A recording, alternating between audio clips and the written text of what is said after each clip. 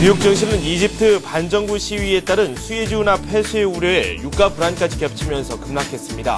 다우지수는 1.39% 내렸습니다. 유럽 증시도 이집트 사태로 인한 광산주의 주가 부진으로 일제히 하락세를 보였습니다.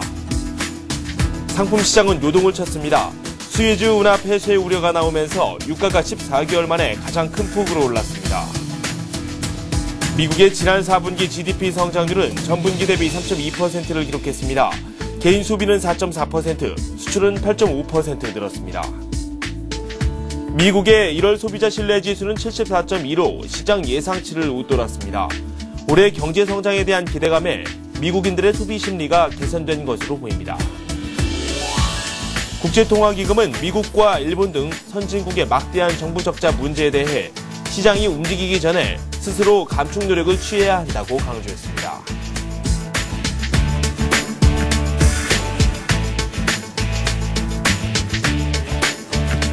여러분 안녕하십니까? 굿모닝 센 증시 시작합니다. 다우지수가 주간 단위로는 9주 만에 조정을 받았습니다. 이집트 악재가 글로벌 증시 전체를 압박하는 모습입니다. 이집트에 대한 이 반정부 시위로 인해서 이 수에즈 운하가 폐쇄될 수도 있다, 이런 우려가 나오고 있습니다. 유가 급등으로 이어질 수 있다는 점에서 이 시각에 대해서 좀 심각한 문제가 현재 대두가 되고 있습니다. 이 구체적인 마감 상황 살펴보도록 하겠습니다. 리딩 투자증권 남성욱 연구원과 함께하도록 하겠습니다. 안녕하세요. 예, 안녕하세요. 네, 먼저 뉴욕 증시 마감 상황부터 살펴보겠습니다. 급락세가 나왔는데요. 어떤 흐름이 나왔는지 분석해 볼까요? 예, 일단 이집트의 반정부 시위로 인해서 중동발 불안감이 높아짐에 따라 뉴욕 증시는 본격적인 조정이 시작되는 게 아니냐라는 우려감으로 지금 팽배해 있습니다. 중동 사태는 뉴욕 증시의 단기 급등에 대한 우려가 확산돼 있던 가운데 주식 매도에 좋은 구실이 되고 있다, 이렇게 말씀드릴 수가 있겠고요. 다우지수는 지난주 금요일 거래에서 166포인트 떨어지면서 9주 만에 주간 하락세로 돌아섰고, 나스닥과 S&P 500 지수는 2주째 내림세를 이어갔습니다. 또한 금가격과 유가 상승에 대한 촉매제가 되지 않았냐는 분석이 많았습니다. 하지만 현지 스트래티지스트들의 의견에 의하면 이집트의 시위가 며칠째 지속되는지 알긴 하느냐면서 금요일날 주가가 하락하자 사람들은 이제서야 주식 매도의 이유로 이집트를 갖다 붙이고 있다, 이렇게 지적을 하고 있습니다. 오히려 이번 주에는 불안감을 상쇄할 만한 호재들이 상당히 기대되고 있습니다. 1월 고용 보고서라든가 다른 경제 지표들이 개선세를 일단 보여주고 있고, 기업들의 어닝 시즌이 호조를 지속한다면 주가에 반등할 여지가 있다, 이렇게 현지에서는 분석을 하고 있는 모양입니다. 네, 일단은 조정 분위기가 있었는데 그동안 꾸준히 나왔었던 이집트 문제가 이제 와서 좀 불거지고 있는 그런 양상이 펼쳐지고 있습니다. 실적 장세가 이어진다면 다시금 상황을 되돌릴 수 있을 만한 그런 내용이 아닐까라는 생각이 드는데, 먼저 경제 지표부터 하나하나 살펴보도록 하겠습니다. 미국의 4분기 경제 성장률 예상치보다는 좀 낮게 나왔거든요. 살펴볼까요? 예, 미국 4분기 경제 성장률은 3.2% 증가로 예상치보다는 3%포인트 정도 적게 나오는 모습을 0.3%포인트 정도 적게 나오는 모습을 보여줬습니다. 하지만 3분기 연속으로 개선되는 모습을 보여주고 있고, 개인 소비 증가를 동반한 증가에 의해서 긍정적인 시너지를 예상할 수 있다는 분석이 나오고 있습니다. 그래서 회복에 대한 조심스러운 확신감이 이제 시장에선 나오고 있다, 이렇게 분석이 되어지고 있습니다. 네. 소비와 수출이 늘었고, 이 4분기 경제 성장세가 일단은, 좋은 쪽으로 나왔지만, 시장이 예상했던 것보다는 좀 적게 나왔다. 이 관련 내용을 한번 살펴봤습니다. 티모시 가이트너 미 재무부 장관이 이 미국 경제에 대해서, 고용에 대한 부분에 대한, 지적을 좀 했거든요. 약간, 아직까지는 불안하다, 이런 취지의 발언을 했다고 하는데요. 저희가 종합해 볼까요? 예, 가이트너 장관은 이제 현지 시간으로 1월 28일, 이제 스위스 다보스 포럼에서 이제 미국이 지속적인 성장을 이루고 있는데 훨씬 신뢰감이 깊어졌다며, 하지만 이제 실업을 빨리 줄일 수 있을 만큼 성장은 아니다라고 말했습니다. 가이트너 장관은 미국의 지난 4분기 국내 총생산 성장률이 발표되기 전에 이 포럼에서 미국은 위기의 정점은 확실히 넘겼지만 전 세계 전체로는 아직 진행 중이라고 지적했습니다. 하지만 이 부분에 대해서는 2차 양적 완화를 의식한 듯한 발언으로 분석되어지며 미국이 지속적인 성장을 이루고 있다는 점, 이 점은 주목해야 되지 않나, 이렇게 분석됩니다. 네. 소비자 심리 지수가 점차 개선이 되고 있습니다. 예상치를 또 상회를 했죠. 어떻게 나왔습니까? 뭐 1월 미시간 소비심리평가지수는 74.2로 예상치를 소폭 상회하는 모습을 보여줬습니다. 이 부분도 아까 전에 수출과 관련돼서 긍정적인 시그널 중에 하나라고 보실 수 있겠습니다. 네. 미국의 2010년 4분기 고용 비용 지수가 예상치를 하회했거든요. 어떤 의미를 가지고 있는지 분석해보죠. 일단 가이트너의 발언과 상통하고 있습니다. 4분기 고용 비용 지수가 전분기 대비해서 0.4% 정도 나왔고요. 예상치는 0.5% 정도였는데 요걸 하회하는 거라고 볼 수가 있겠고요. 작년에 비해서는 당연히 떨어질 수밖에 없었습니다. 왜냐하면 작년 경제 수준이 상당히 힘들었었기 때문에 이 부분 같은 경우에는 시장에서 많이 예상을 하고 있었다, 이렇게 보실 수가 있겠습니다. 네. 그리고 글로벌 증시 조정의 빌미가 됐었던 이집트에 대해서 국제 신용평가사들이 이 부정적인 이 전망을 잇따라 내놓고 있습니다. 피치가 이집트에 대한 신용 등급에 대한 코멘트를 했다고 하는데요. 어떤 내용들이 나왔죠? 예, 이집트가 이제 엿새째 반정부 시위를 확산되면서 이제 피치에서는 이집트 신용 전망을 부정적으로 하향하는 모습 보여줬고요. 이로 인해서 공포지수 VIX 지수도 급등하는 모습, 이게 원래 최고치를 보여주고 있습니다. 그리고 아시는 것처럼 달러나 금 등 안전자산 등이 이제 그 가격이 급등하는 모습도 연쇄적으로 보실 수가 있겠습니다. 네, 예상치 못한 변수로 유럽 증시에서도 조정세가 나왔습니다. 미국 증시처럼 조정폭이 좀 크게 나왔는데요. 유럽 쪽 상황 종합해 볼까요? 예, 유럽 같은 경우에도 주요 증시가 일제히 하락하는 약세 모습 보여줬습니다. 이집트 사태에 대한 우려감으로 이랬다 말씀을 드릴 수가 있겠고요. 또한 전망치에 미치지 못했던 미국 4분기 GDP도 유럽 증시에 악재로 됐다, 이렇게 말씀을 드릴 수가 있겠습니다.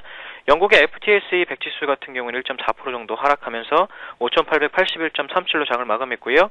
프랑스 CAC 40 지수도 1.41% 하락한 4,002.31포인트, 그리고 독일의 닥스 지수도 0.74% 떨어진 7,102.80을 기록했습니다. 미국 상무부는 이날 지난 4분기 GDP 성장률이 3.2%, 아까 전에 말씀드렸던 것처럼 그거를 발표하게 되면서 유럽 증시에 악재가 될 수 있다, 이렇게 말씀을 드렸고요. 그리고 이집트 같은 경우에도 중요한 역할을 하고 있는 국가로 지역 내 영향력이 상당하다고 설명을 하면서 이로 인해서 유럽 증시도 상당한 영향을 받았다 말씀을 드릴 수가 있겠습니다. 그렇기 때문에 이제 BH 빌링턴이라든가 리오틴토 등 원자재 관련주가 2% 정도 떨어졌고요. 이로 인해서 지수도 같이 끌어내리는 그런 모습 보여줬습니다. 네. 국제유가 비롯해서 상품 시장도 좀 살펴보도록 하겠습니다. 국제유가가 많이 올랐거든요. 이에 대한 영향도 오늘 우리 시장에 있지 않을까라는 생각이 드는데요. 국제유가 어떻게 마감되는지 구체적인 수치를 좀 한번 살펴볼까요? 유가 같은 경우에는 4.3% 급등하는 모습 보여줬습니다. WTI 그 배럴당 89.34달러 기록했고요. 금 같은 경우에도 온스당 1340.7달러 급등하는 모습 보여줬습니다. 이집트 사태에 대한 영향이라고 보실 수가 있겠습니다. 네.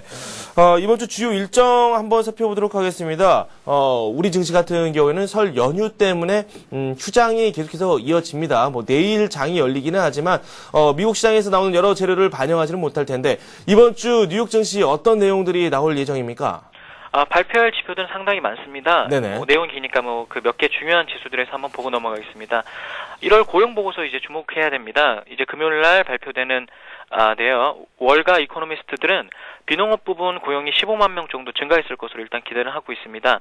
이는 전월에 이제 10만 3천 명보다 크게 늘어난 수준이고요. 실업률 같은 경우에는 오히려 9.4%에서 9.5%로 높아졌을 것으로 예상을 하고 있습니다. 노동부 고용 보고서를 앞두고 이제 수요일에 나오는 ADP 민간 고용과 이제 목요일에 발표되는 주간 실업 청구 건수도 이제 주목하셔야 될 것 같고요. 지난주 발표된 4분기 국내 총생산 증가율이 3.2% 말씀을 드렸고, 이 부분은 이제 성장 궤도에 진입했다, 요거를 확인시키는 것이다라고 볼 수가 있겠습니다. 그리고 주목하셔야 될 지표 중에 하나가 ISM 제조업 지수를 주목하셔야 됩니다. 이제 화요일 날 발표되고요. 지수는 전월보다 소폭 상승한 57.5로 컨센서스가 모아지고 있습니다. 목요일 날 공개되는 12월 공장 지수는 공장 주문은 ISM 제조업 지수와 더불어서 미국의 제조업 경기가 어떤 상태인지 확인하는 데 도움을 줄 전망이고요. 공장 주문은 전월 대비해서 0.4% 감소가 점쳐지고 있습니다. 이 밖에도 지표 간의 등락은 있을 예정이지만 긍정적인 시그널로 해석될 수 있다라는 점은 이제 의견이 모아지고 있다, 이렇게 말씀을 드릴 수가 있겠습니다. 그리고 중동 관련해서 불안감이 지나치게 높아지지 않길 바라고 있는 것 같고요. 이러한 지표들이 좋게 나온다면 이제 시장의 관심은 중동에서 미국으로 다시 이동할 것이라고 분석하고 있습니다. 네, 기업들의 실적 발표도 계속해서 이어질 텐데요. 이번 주 내용 한번 살펴보죠. 예, 지난주 금요일 주가가 이제 급락한 원인 가운데 하나는 이제 기업들의 실적 전망이었습니다. MS라든가 아마존 그리고 포드 등의 실적이 부진했다는 점에서 실망 매물을 부추겼던 것으로 분석이 되고요. 따라서 주요 기업들의 실적 발표는 이번 주 주가 상승을 기대하게끔 만드는 다른 요인이다. 이렇게 말씀을 드릴 수가 있겠습니다. 미국 기업들 중에는 이제 중동 사업이 많지 않다는 점에서도 어닝 서프라이즈가 계속 지속된다면 이제 주가는 반등할 것으로 예상이 되어집니다. 화요일에는 경기 가늠자 역할을 하는 물류업체 UPS가 4분기 실적을 내놓게 됩니다. 그리고 화이자라든가 이제 게임 업체인 일렉트로닉 아츠가 이제 성적표를 공개합니다. 그리고 수요일에는 타임워너라든가 뉴스코프, 비자, 얀브랜즈가, 목요일에는 이제 머크나 마스터카드 그리고 바이아컴, 그리고 금요일엔 타이슨푸드, 풀톰즈 등이 실적을 발표할 예정인데요. 이 부분 같은 경우에도 이제 그 이집트의 지정학적 이벤트와 관련해서 이러한 이벤트들은 주가의 급격한 변동을 일으키지만 상황이 악화되지 않으면 곧 잊혀지곤 한다고 이렇게 분석되어지고 있는데요. 이런 부분들을 커버할 수 있는 부분이 지표라든가 기업들의 실적이다. 이렇게 말씀을 드릴 수가 있겠습니다. 네. 그리고 미국 증시 이 기업 공개 시장이 점차 커지고 있습니다. 사모펀드들이 다시 한번 이 증시에 대한 관심을 보이고 있다고 하는데 그만큼 증시 환경이 우호적으로 개선됐다. 이런 뜻으로 해석할 수 있지 않겠습니까? 예, 맞습니다. 보통 시장에 풍부한 유동성이 존재하는 경우 사모펀드나 이제 큰 자금을 보유하고 있는 투자 주체들이 평소보다 다양한 투자처를 찾는 경향이 있습니다. 현재 미국 시장이 그렇다고 볼 수가 있겠고요. 이제 26일날 현지 시간으로 26일날 상장된 닐슨 홀딩스의 IPO를 시작으로 올해 사모펀드들이 참여하는 IPO 건수들이 크게 늘어날 전망입니다. 닐슨 홀딩스는 이제 지난 2006년 KKR과 칼라임 그리고 블랙스톤 등의 이제 사모펀드들이 40억 달러에 인수한 온라인 소비자 성향 전문 업체입니다. 요거 관련해서도 이제 4년 동안 36% 정도의 높은 수익률을 챙겼던 거라고 이렇게 분석이 되어지고요. 이것 관련해서도 이러한 높은 수익률과 관련해서 많은 투자자들이 IPO라든가 M&A에 뛰어들지 않을까라고 조심스러운 분석이 이어지고 있습니다. 네, 이렇게 해서 리딩 투자증권 남성욱 연구원과 함께 이 글로벌 증시 마감 현황 살펴봤습니다. 고맙습니다. 예, 감사합니다.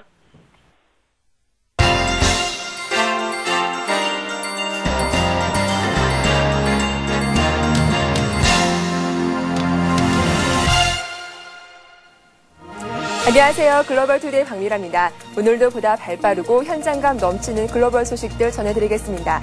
먼저 AP통신 주요 소식부터 시작합니다. 이집트에서 6일째 반정부 시위가 이어지면서 사상자 수도 급증하고 있습니다. 현재 시위대가 도심을 장악한 가운데 향후 이집트 군부의 움직임이 주목되고 있습니다. 이집트 주요 도시에는 군인과 탱크, 장갑차 등이 배치된 가운데 호스니 무바라크 대통령의 완전 퇴진을 요구하는 대규모 반정부 시위가 6일째 이어지고 있습니다. 탱크, 장갑차 등이 주요 지역에 배치되고 군인이 곳곳을 장악했지만 군인과 시위대 사이에 별다른 충돌은 없었습니다. 일부 시위대는 탱크에 올라가 구호를 외치기도 했고 시위대와 군인이 자연스럽게 어울리고 시위대가 군인들을 무등 태우는 등의 장면도 목격됐습니다. 시위대는 무바라크 대통령의 집무실이 있는 곳까지 가두 행진을 벌이기로 해 유혈 충돌이 우려됩니다. 지금까지 최소 100여 명이 숨진 것으로 전해진 가운데 알자지라 TV는 사망자가 150명에 이른다고 보도했습니다. 진압 경찰이 빠져나간 틈을 타 상가 등에 대한 약탈과 파괴, 탈옥 등 치안 공백이 빚어지고 있고 각국 정부는 전세기를 편성하는 등 자국민 보호 조치를 잇따라 내놓고 있습니다. 무바라크 대통령이 임명한 술레이만 부통령과 총리 등은 공식 업무를 시작했으며 무바라크 대통령은 군 지도자들을 만나 사태 수습책 등을 논의했습니다. 그러나 무슬림 형제당 등 반정부 단체들은 무바라크 대통령이 임명한 새로운 내각을 인정할 수 없다고 주장하고 과도 정부 구성 방안 등을 논의 중인 것으로 알려졌습니다. 무바라크 정권에 대해 보다 개혁적인 조치를 요구하는 국제사회 압박도 잇따랐습니다. 이집트에서 민주화 시위가 격화되면서 교민과 주재원들이 잇따라 귀국길에 오르고 있습니다. 국내 여행객들 역시 계획을 취소하거나 다른 지역으로 변경하고 있습니다. 현대차 그룹은 이집트 수도 카이로에 있는 아프리카 지역 본부를 임시 폐쇄하고 주재원의 경우 중동 지역 본부가 있는 두바이로, 가족은 전원 귀국토록 조치했습니다. 이집트의 LG전자 현지 법인은 주재원의 가족 30명에 대해 희망자에 한해 귀국을 지원하기로 했습니다. 삼성전자 지사도 가족들을 공항 근처 호텔에 투숙해 놓은 뒤 한국행 비행기에 탑승토록 하는 방향으로 계획을 세워놓고 있습니다. 이집트 주재 한국 기업들이 이처럼 가족들의 출국을 추진하는 것은 거센 반정부 시위와 대형 할인 매장과 상점 등에 대한 약탈 행위가 기승을 부리고 있기 때문입니다. 이집트로 관광이나 성지 수료를 온 한국인 여행객들도 일정을 취소하고 조기 귀국하는 길을 찾고 있습니다. 관광객들이 이집트에 도착하더라도 시위 사태로 인해 호텔에 접근하기가 어렵고 카이로의 고고학 박물관도 약탈당하는 등 정상적인 관광을 할 수 없다는 것입니다. 서울대 인문대 인문학 과정 교수와 수강생 50여 명은 강의 프로그램의 하나로 최근 이집트를 방문했다가 발이 묶인 것으로 전해졌습니다. 이집트에서 봉사활동을 하고 있는 한국국제협력단 단원 61명도 조만간 한국으로 귀국할 예정입니다. 주 이집트 대사관은 카이로 등지의 치안 공백으로 교민의 안전을 담보할 수 없다고 보고 필수 요원이 아닌 교민의 경우 귀국하도록 권고하고 있습니다. 이집트 민주화 세력의 구심적 역할을 해온 모하마드 알바라데이 전 국제원자력기구 사무총장이 지난주 귀국했습니다.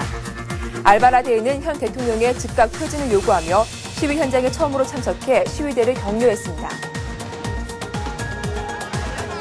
이집트에서 민주화 시위가 거세지고 있는 가운데 정부와의 협상 중재자로 선임된 야당 지도자 모하마드 알바라데이는 호스니 무바라크 대통령에게 당장 이집트를 떠나라고 촉구했습니다. 국제원자력기구 사무총장을 지낸 노벨 평화상 수상자 엘바라데이는 CNN 방송과 인터뷰에서 무바라크 대통령에게 당장 출국하라고 요구했습니다. 엘바라데이는 국가를 통합할 수 있는 정부로 원활하게 전환하고 이어 자유로우며 공정한 선거를 위한 재반 조치가 뒤따르려면 무바라크 대통령이 퇴진해야 한다고 강조했습니다. 또한 엘바라데이는 현 대통령이 하야할 경우 임시 대통령을 맡을 용의가 있느냐는 질문에 이집트 국민이 민주주의로 이행하는 가교로서 내가 역할을 하기를 원한다면 여기서 그들을 위해 당연히 해야 한다고 밝혔습니다. 이와 관련해 알 아라비아 TV는 시위 군중을 대표하는 그룹들이 엘바라데이를 과도 정부의 책임자로 지명했다고 보도했습니다. 엘바라데이는 지난주 귀국한 이래 처음으로 시위 현장의 모습을 드러내 시위대를 향해 새로운 시대를 시작하고 있다고 격려했습니다. 홍콩에서 민주화 운동의 대부로 불리는 세토화의 장례식이 엄수됐습니다. 새 주석은 암으로 투병하다 향년 79세로 숨을 거뒀습니다. 중국의 애국주의적 민주화 운동을 지지하는 홍콩 연대를 이끈 세토화 주석의 장례식은 심사추에 위치한 세인트 앤드루 성당에서 홍콩 각 정파의 정치인, 시민단체 대표, 학생, 교사 등이 참석한 가운데 거행됐습니다. 장례식 후 시민 5천여 명이 찾아 애도의 뜻을 표시했다고 명보 등 현지 신문들이 보도했습니다. 새 주석은 6.4 天安문 민주화 운동은 복권돼야 하며 우리는 민주주의를 쟁취하기 위해 끝까지 투쟁해야 한다는 유언을 남겼습니다.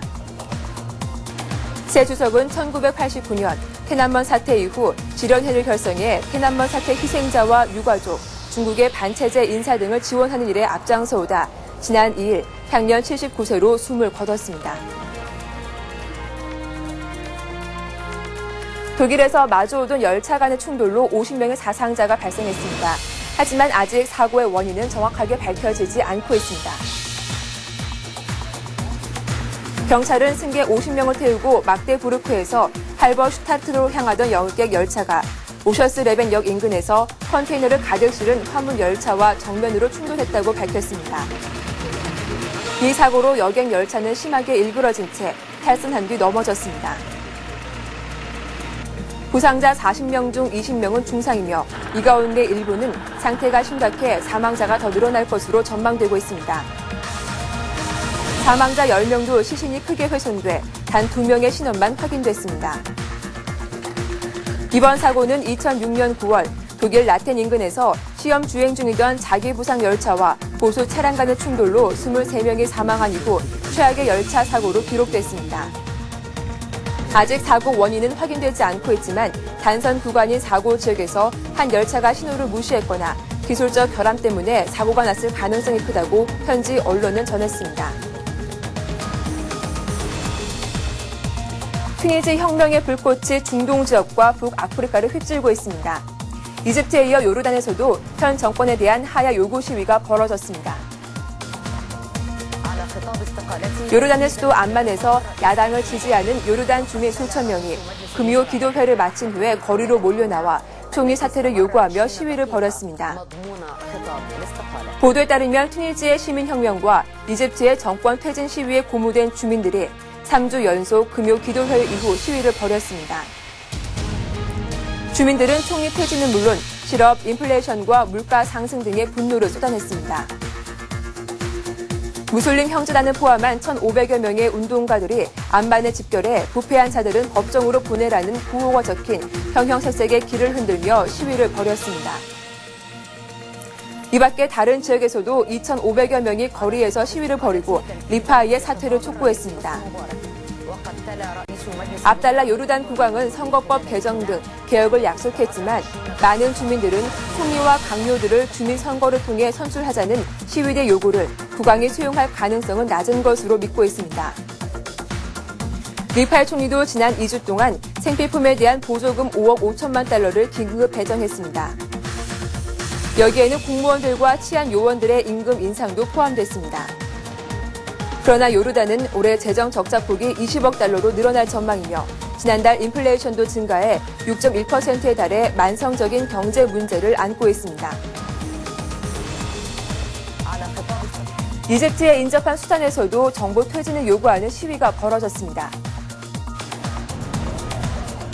튀니지와 이집트에서 연달아 일어난 반정부 시위로 아랍권이 크게 분노하는 가운데 이집트에 인접한 수단의 수도 하르툼 전역에서 정부 퇴진을 요구하는 시위가 벌어졌습니다. 수백 명의 무장한 폭동 진압 경찰은 이집트의 민주화 시위에 자극을 받아 수단의 수도 하르툼 중심가에 모인 젊은이 중심으로 이루어진 시위대를 강제 진압했습니다. 경찰은 시내 4개 대학교의 교문을 에워싼 뒤 이중 4곳에서 최루탄을 발사하고 학생들을 진압했습니다. 젊은 시위대 그룹들은 이집트에서 이달 들어 민주화 시위가 전개된 이래 소셜 네트워킹 사이트를 통해 자신들을 변혁을 위한 청년 불꽃으로 자처하며 대두했습니다. 15,000명 이상의 회원을 끌어올린 변혁을 위한 청년은 페이스북 페이지를 통해 우리는 권리를 요구하고 어떤 파괴 행위를 포함하지 않는 평화적인 시위를 통해 권리를 쟁취할 때가 됐다고 촉구했습니다. 친민주화 그룹인 기리푸나는 이번 시위 전날 밤 9명의 멤버가 구속당했다고 밝혔습니다. 여당 관계자들은 이날 체포된 40여 명의 명단을 발표하면서 이들 중 5명이 다쳤다고 주장했습니다. 시위는 풍부한 원유가 매장된 남부수단에서 실시한 분리 독립 국민투표에서 압도적인 다수가 독립을 지지했다는 개표 결과가 공식 발표된 시점에 맞춰 발생해 주목됩니다. 아이티에 이어 인접국 베네수엘라에서 10년 만에 처음으로 콜레라가 발생해 당국에 비상이 걸렸습니다. 베네수엘라의 에우헤니아 사데르 보건장관은 결혼식차 도미니카 공화국을 여행했던 111명에 대해 콜레라 감염 여부 검사를 하고 있다고 밝혔습니다. 도미니카 공화국을 다녀온 사람은 총 452명으로 이 중 37명이 콜레라 확진 판정을 받아 27명이 병원에 입원한 상태입니다. 보건당국은 나머지 300여 명의 소재 파악에 나선 한편 공항에서 입국자를 대상으로 콜레라 모니터 작업을 하고 있습니다. 사데르 장관은 우리의 목적은 452명 모두를 치료받게 하는 것이라며 모든 사람이 검사를 받고 치료만 받는다면 전염병이 창궐하지 않을 것이라고 강조했습니다. 물이나 음식을 통해 전염되는 콜레라는 감염 뒤 24시간에서 48시간 동안 설사와 극심한 탈수 증세를 일으키며 심할 경우 목숨마저 잃을 수 있어 초기 치료가 중요합니다. 도미니카는 인접국인 아이티에서 콜레라가 창궐한 뒤로 국경 지역을 중심으로 수십여 명의 환자가 발생해 1명이 사망한 바 있습니다. 아프가니스탄 칸다하르주의 부지사가 폭탄 테러로 피살당했습니다. 이번 폭탄 테러 역시 탈레반의 소행으로 밝혀졌습니다. 탈레반의 본거지인 아프가니스탄 남부 칸다하르주 부지사가 탈레반 대원의 자살 폭탄 테러 공격을 받아 사망했다고 칸다하르 주지사가 밝혔습니다. 칸다하르 주지사 토리 알라이 외사는 부지사 압둘 라티프 아시나가 승용차를 탄 순간 오토바이를 탄 테러범이 접근해 작폭하는 바람에 사망했다고 말했습니다. 부지사가 사망한 외에 그의 경호원과 운전기사가 부상당했으며 경상자 1명을 포함해 행인 3명이 부상당했다고 외사 지사는 덧붙였습니다.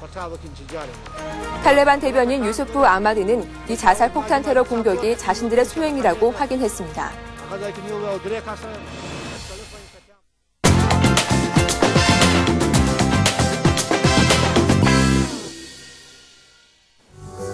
러시아 한 도시에서 2세 결혼식이 열렸습니다. 매선 추위에도 불구하고 수영복 차림인 한 커플의 모습 함께 보시죠. 러시아 시베리아에서 영하 30도가 넘는 추위에도 불구하고 한 커플이 결혼식을 올렸습니다. 화제 커플은 세르게이 카우노보와 이리나 쿠즈멘코. 이 지역 수영클럽 회원인 신랑 카우노보는 그의 약혼녀 쿠즈멘코에게 독특한 결혼식을 제안했습니다. 수영 마니아답게 수영복을 입고 결혼식을 올린 겁니다. 비록 의상은 조촐했지만 이들은 행복해했습니다. 이날 카우노보의 수영클럽 회원들은 이들의 결혼을 축하해줬습니다. 회원들은 이 부부를 위해 함께 수영복을 입고 강에 뛰어들었습니다. 박수를 치고 환호를 보내며 축하 인사를 건넸는데요. 이들의 모습을 접한 누리꾼들의 반응도 뜨거웠습니다. 영하 30도가 넘는 혹한임에도 그 열정만큼은 누구보다 뜨겁다며 두 사람에겐 평생 잊지 못할 결혼식일 것 같다고 전했습니다. 최근 이탈리아 밀라노에 세계 최초로 사우나 전차가 등장했습니다. 아직 운행 전이지만 이 전차를 이용하면 그동안 대중교통으로 인한 스트레스는 안녕할 수 있겠습니다. 이탈리아 한 스파 리조트에 사우나 전차가 등장했습니다. 한 디자인 회사에 의해 고안된 이 사우나 전차는 완벽한 전차 외형을 하고 있습니다. 하지만 안을 들여다보면 대중 사우나에서 볼 수 있는 목재로 된 사우나 의자와 불가마가 있습니다. 뿐만 아니라 창문이 달려있어 전망까지 볼 수 있는데요. 이 사우나 전차의 설계자는 대중교통을 이용함으로써 받은 스트레스를 사우나 전차에서는 받을 필요가 없다고 설명했습니다. 하지만 이 사우나 전차를 승객들이 얼마나 이용할지는 미지수입니다.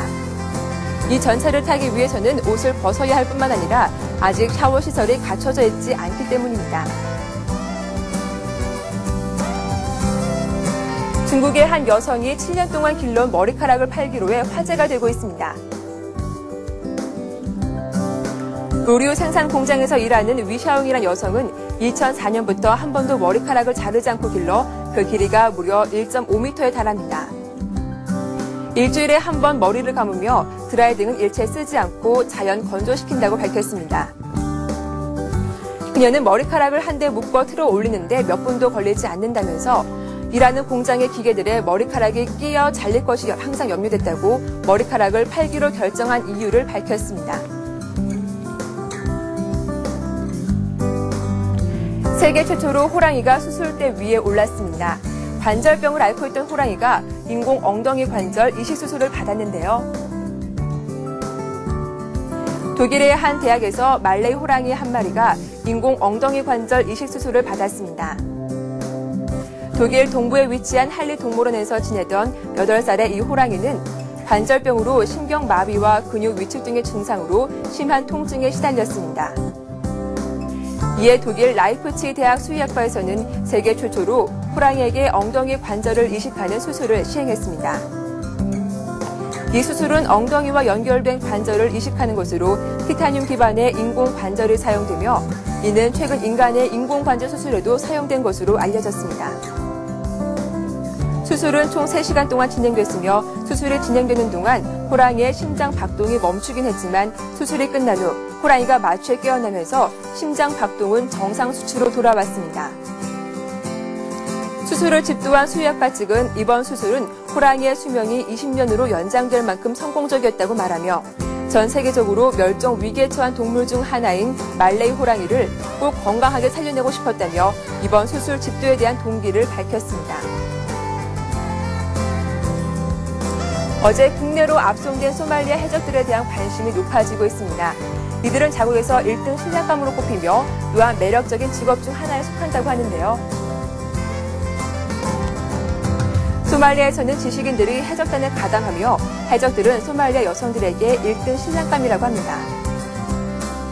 BBC와 인터뷰에서 한 소말리아 주민은 해적들은 20세에서 35세 사이 젊은이들로 이루어져 있으며 돈을 위해서 해적에 가담하고 있다고 말했습니다. 그들은 가장 아름다운 여성들과 결혼하며 큰 집과 자동차, 새로운 총을 구매하고 있다고 합니다.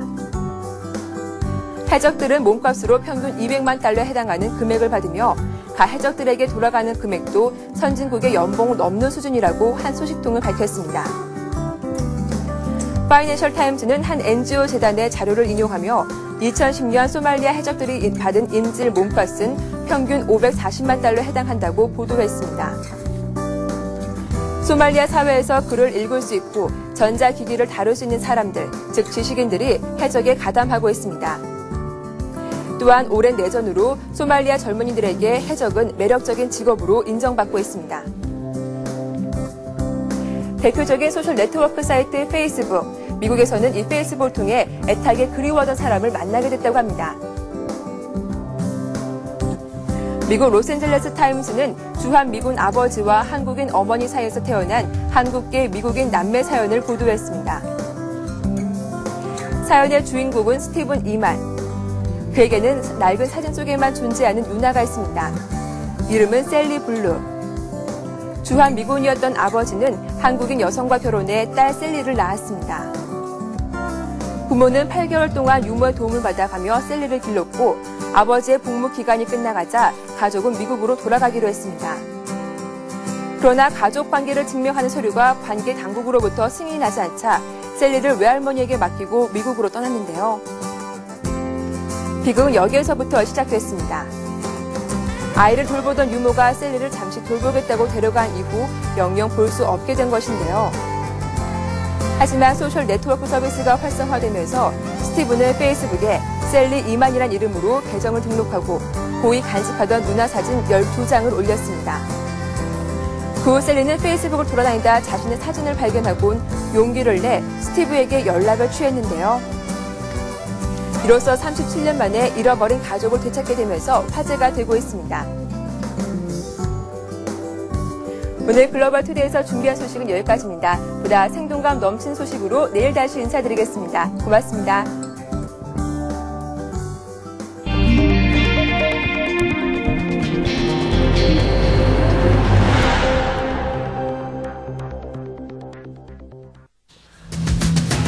정부가 게놈, 즉 유전체 정보관리 및 관련 기술 개발을 위한 국가통합유전체 연구센터 설립을 추진합니다. 전국 표준 단독주택 공시가격이 지난해보다 평균 0.86% 올랐습니다. 대전이 3.66%로 전국에서 가장 많이 올랐고 서울은 0.54%, 수도권은 0.81% 상승했습니다. 최근 금리 상승세로 기업들이 필요한 자금을 미리 확보하고 있습니다. 기업 45곳 중 12곳이 당초 상환 기일보다 짧게는 2개월, 길게는 3년 이상 일정을 앞당기고 있습니다. 저출산과 고령화로 2050년에는 우리나라의 잠재 성장률이 0.5%로 떨어질 것으로 보입니다. 늘어나는 복지 수요로 국가 부채 비율은 국내 총생산 대비 116%에 달할 것으로 예상됩니다. 한화그룹 비자금 의혹을 수사해온 서울 서부지검 형사 5부는 김승현 한화그룹 회장을 차명 계좌를 이용해 거액의 손실을 회사에 떠넘긴 혐의 등으로 불구속 기소했다고 밝혔습니다.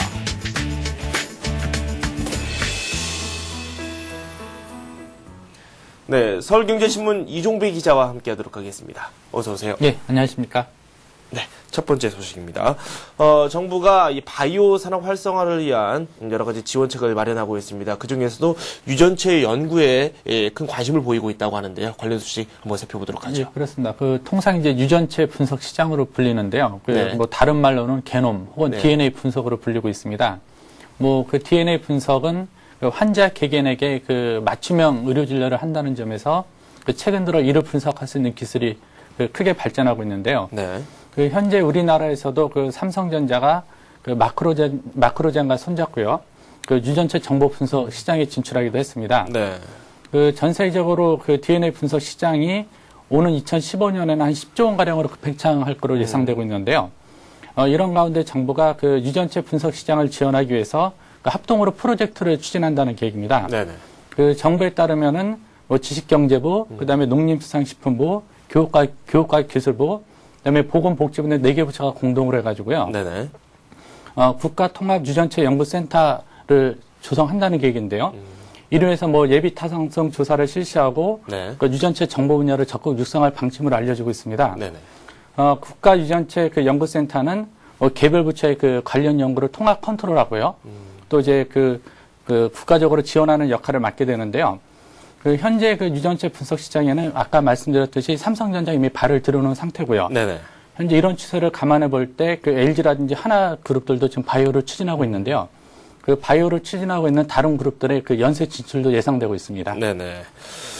그리고 표준 단독주택 공시 가격이 발표됐습니다. 0.86% 올랐다고 하는데 이 세부담 산정의 기준이 되지 않겠습니까? 예, 그렇습니다. 그 국토해양부가 그 단독주택 그 세금 산정 시 기준이 되는 그 표준 단독주택 공시 가격을 발표했는데요. 네네. 뭐 지적하신 대로 공시 가격은 뭐 보유세, 양도세, 상속세, 증여세 이제 그 각종 세금 산정 시 기준이 되는데요. 네네. 국토해양부 발표에 의하면은 지난해보다 평균 0.86% 그 소폭 상승하는 데 그쳤습니다. 네네. 그 지역별로는 뭐 대전이 한 3.6% 올라서 많이 올랐고요. 네. 서울은 0.54, 또 수도권은 0.81% 올랐습니다. 네. 뭐 표준 단독주택 공시 가격이 2005년부터 계속 올랐다가요. 금융 이후 떨어졌는데 네. 현재까지 계속 그 추세가 되고 있고요. 그 0.86% 오름에 따라서 그 전반적으로 세금 부담은 지난해 크게 다를 바가 없을 것 같고요. 네네. 그 몇몇 그 단지의 뭐 세금 시뮬레이션을 해보면은 뭐 서울 용산구 이태원동에 뭐 대지 1233평방미터의 경우요. 그 주택 공시가가 한 37억 5천만 원으로 지난해보다 2천만 원 올랐거든요. 네네. 그래서 세금은 이제 종부세를 합쳐도 지난해보다 22만 원 정도 늘어나는 걸로 알려져 있고요. 네. 뭐 다른 단지도 뭐 적게는 뭐 그 보합세거나 많아도 한 10만 원, 20만 원. 네네. 그 정도 선에서 크게 벗어나는 걸 알려주고 있습니다. 네.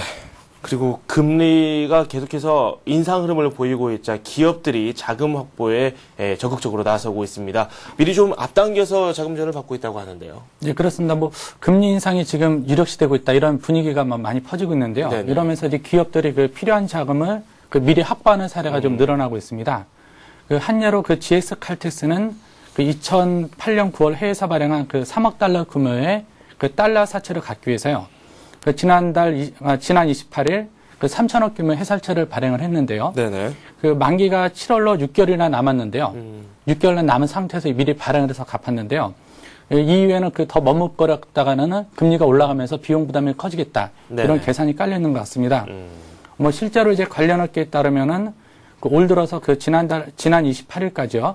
그 금융당국에 그 회사채를 발행하겠다고 신고서를 제출한 기업이 총 45개인데요. 네네. 그 45개 기업 중 12곳이 그 당초 상한 기일보다는 짧게는 2개월, 길게는 뭐 3년 이상 앞당긴 것으로 나타났는데요. 네. 이처럼 그 최근 기업들이 그 만기가 되기 훨씬 이전에 그 자금 조달에 나서고 있는 것은 뭐 금리 상승세가 심상치 않다는 이런 판단 때문입니다. 네. 실제로 그 신용등급 A-는 3년 만기 회사채 금리가 12월 6일 4.0%였는데요. 네. 지금 현재는 2달도 안 돼서 0.67%포인트 상승을 했습니다. 네네. 여기에 그 원자재 가격이 상승하고 또 물가가 상승하고 있지 않습니까? 네. 이러다 보니까 정부가 이제 계속 그 금리 인상을 추진할 거라 이런 인식이 확산되면서요. 기업들이 금리가 더 오르기 전에 미리 자금을 그 땡겨봤자 이런 분위기가 확산되고 있습니다. 네. 그렇군요.